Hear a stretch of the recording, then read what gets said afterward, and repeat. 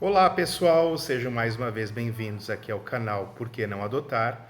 Esse canal que tem por objetivo uma conversa franca e aberta sobre a adoção, principalmente a tardia.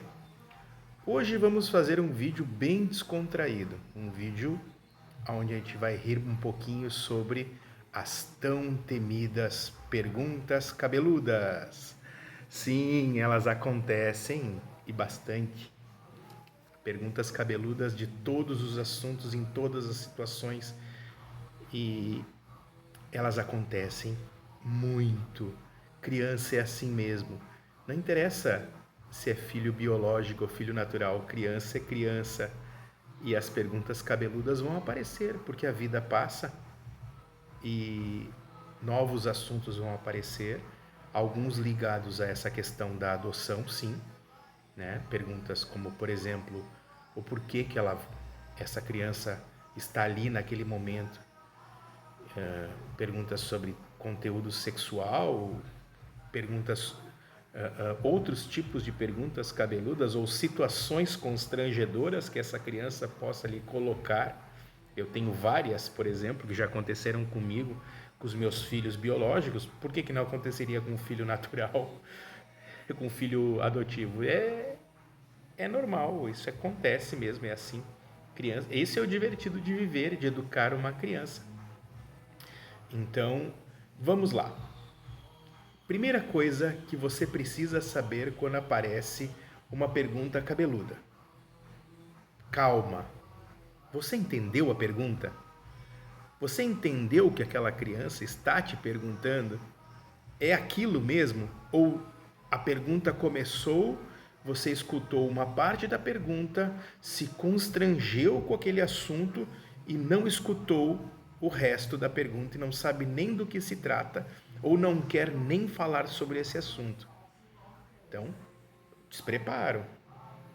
O adulto tem que estar melhor preparado para isso, porque para a criança não existe erro, não existe nada errado, não existe nada sujo, nada que seja feio ou constrangedor.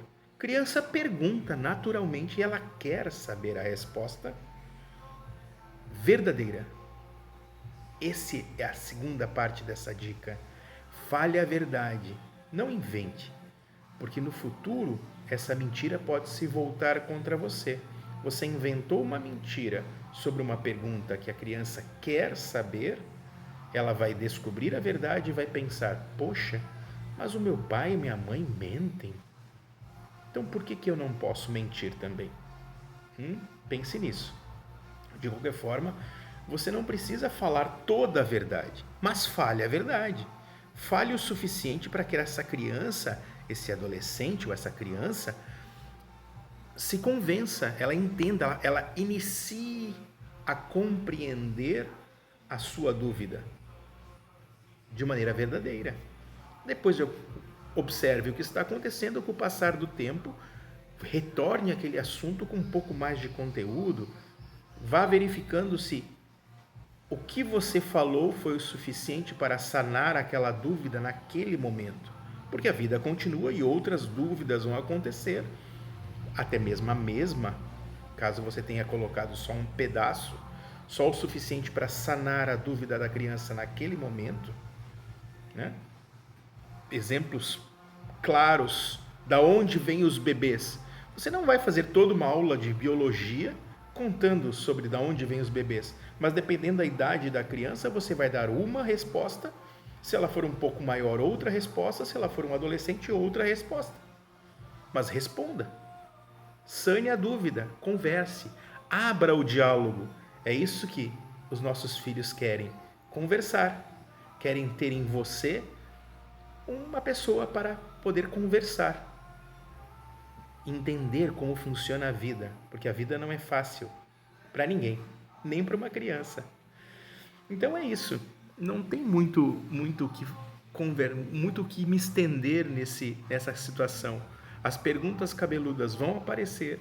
Você adulto tem que se preparar. Prepare-se, porque elas com certeza aparecem. E divirta-se com a vida, divirta-se com o seu filho. Escute o que ele está lhe perguntando e responda.